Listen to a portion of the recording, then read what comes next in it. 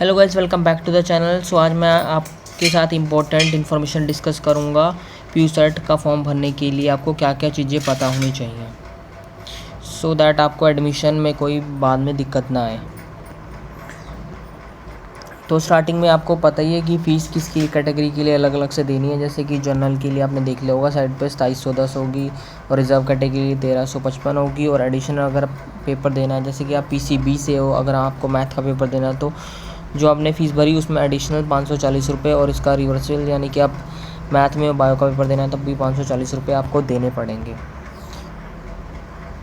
और उसके बाद देख लेते हैं, ये बताया कि एंट्रेंस टेस्ट की डेट वगैरह तो आपको पता होगी, साइड पे हमेशा शो करते हैं। चेंजेस भी हो सकती हैं, तो रेगुलर आपको अपडेटेड रहना है इसकी डेट्स के लिए।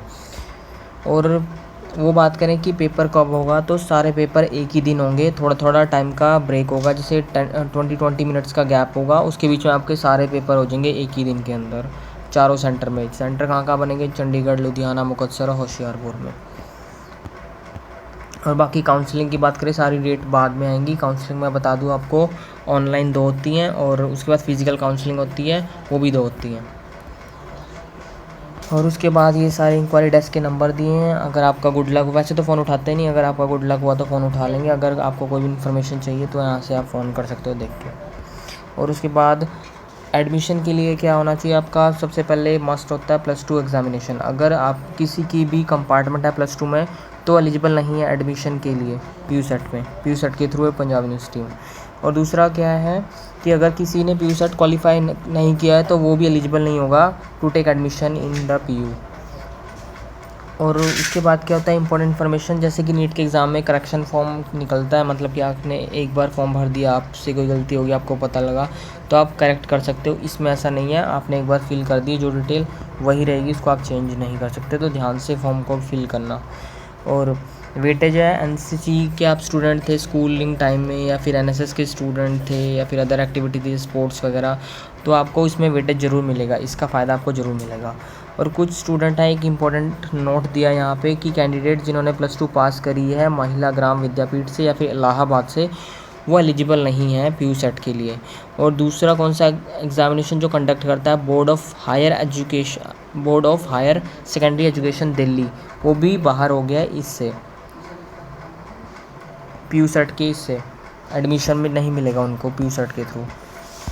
बात करते हैं कोर्सेज़ की, तो अलग अलग कोर्सेज़ दिए हुए सारे, उसमें सीट डिस्ट्रीब्यूशन है। जैसे कि बी फार्मा में ओपन कैटेगरी के लिए 46 सीट होती है, एनआरआई स्टूडेंट्स के लिए टोटल 6 होती हैं, फॉरेन नेशन के लिए 2 सीट्स होती हैं।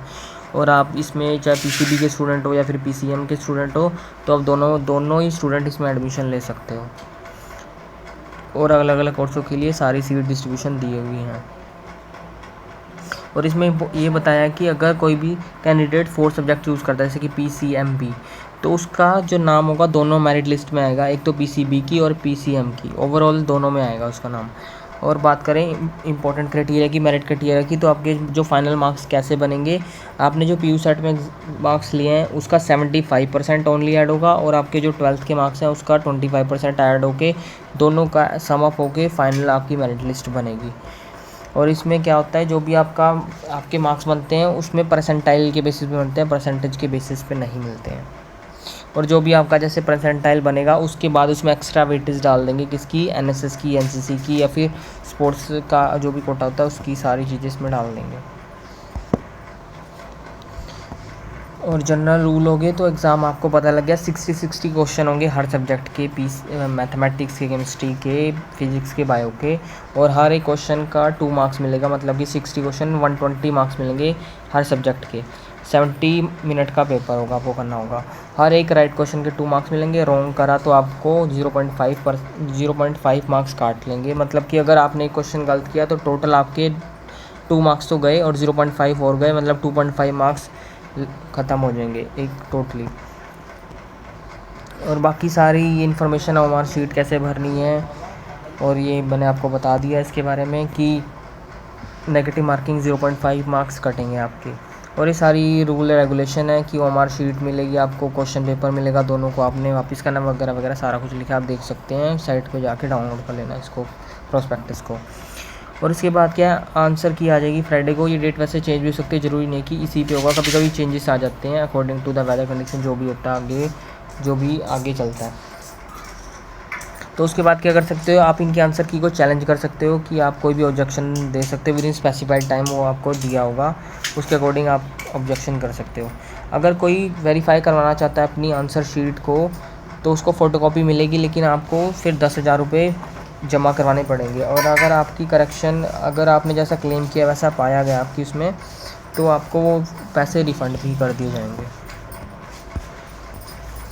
अब रिज़र्वेशन की बात करें तो टोटल क्या होता है कि जो भी हर कोर्सेज़ में जो भी सीट्स हैं, तो उसका 53.5% जनरल कैटेगरी को सीट्स मिलती है, और रिमेनिंग 46.5% सीट्स होती हैं वो रिज़र्व कैटेगरी के अंदर आती हैं। और उसमें फिर फर्दर 3 पार्ट्स में डिवाइड हो जाती हैं, जैसे 15% होगी एससी कैटेगरी के लिए, 7.5% होगी शेड्यूल ट्राइब्स के लिए जो एसटी कैटेगरी के स्टूडेंट्स होते हैं, और 5% होगी बैकवर्ड क्लास के स्टूडेंट्स के लिए। और जो फिज़िकल डिसेबिलिटी के स्टूडेंट होते हैं उनके लिए भी स्पेशल कोटा है एडमिशन लेने के लिए, अलग अलग, ये सारा आप देख लेना, उसमें दिया हुआ है। स्पोर्ट्स कैटेगरी की बात करें तो 5% उनको भी क्या मिलता है, रिजर्वेशन मिलती है, और 5% रिजर्वेशन मिलती है जो जिस स्टूडेंट्स के घर वाले डिफेंस में हैं वो, ये सारी डिटेल वगैरह लिखी है उसकी। 2% और ये 2% उन स्टूडेंट्स के लिए वो मिलेगा, क्या कहते हैं, रिजर्वेशन, जिनके पेरेंट्स या फिर घर में कोई भी हस्बैंड वाइफ ब्रदर जो भी है, एक 1984 में रिवर्ट्स हुआ था, या फिर टेररिस्ट वायलेंस पंजाब चंडीगढ़ में मारे गए हैं उनके लिए।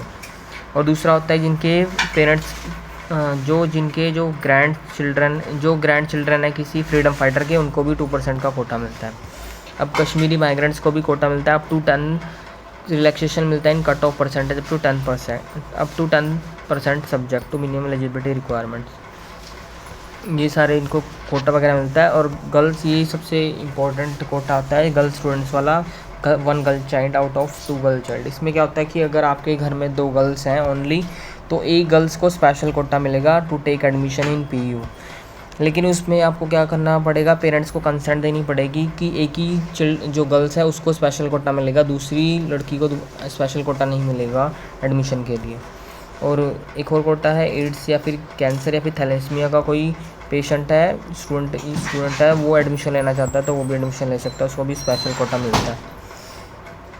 और जो रूरल एरिया का स्टूडेंट है, जैसे कि गांव वाले एरिया हो गए, वहाँ पे कोई स्टूडेंट पढ़ता था +2 में, तो वो चाहता है कि क्यों में मैंने एडमिशन लेते, उसको भी स्पेशल कोटा मिलता है।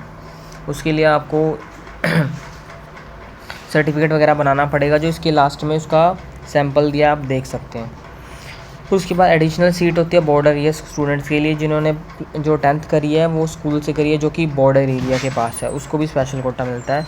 और एक एडिशनल वो रिजर्वेशन मिलती है इसको, additional seat for youth festival, जो स्टूडेंट यूथ फेस्टिवल में ज़्यादा पार्ट लेता है, जिसको डांसिंग वगैरह का ज़्यादा शौक होता है, अलग अलग स्टेट स्टेट लेवल पे, नेशनल लेवल पे, डिस्ट्रिक्ट लेवल पे, अलग अलग लेवल पे जो अपने स्कूल को प्रेजेंट करके आता है, उनके लिए भी स्पेशल कोटा है।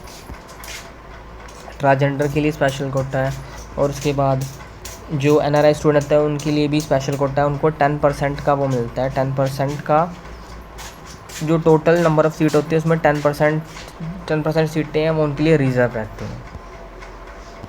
टोटल नंबर ऑफ़ सीट से ऊपर 10% रिजर्व सीट इनके लिए आती है, NRI स्टूडेंट्स के लिए और फॉरेन स्टूडेंट्स के लिए। और ये हो गया। और उसके बाद ये सारे फॉर्मेट हैं, आप देख लेना, इसके प्रोस्पेक्ट दिया हुआ है, साइट पे जाओगे तो मिल जाएगी, ऐसे आपको फॉर्म बनवाना पड़ेगा, एग्जाम्पल है एक फॉर्मेट सा दिया हुआ है। So that's all about this video. अगर आपको इससे जुड़ी हुई कोई भी इन्फॉर्मेशन जाननी है कि एडमिशन कैसे होगा, PU सेट की तैयारी कैसे करनी है, आगे कैसे होगा, या फिर कुछ भी, तो you can message me on Instagram, I will help you. So that's all about this video. मिलते हैं नेक्स्ट इम्पोर्टेंट वीडियो के साथ, तब तक के लिए थैंक यू।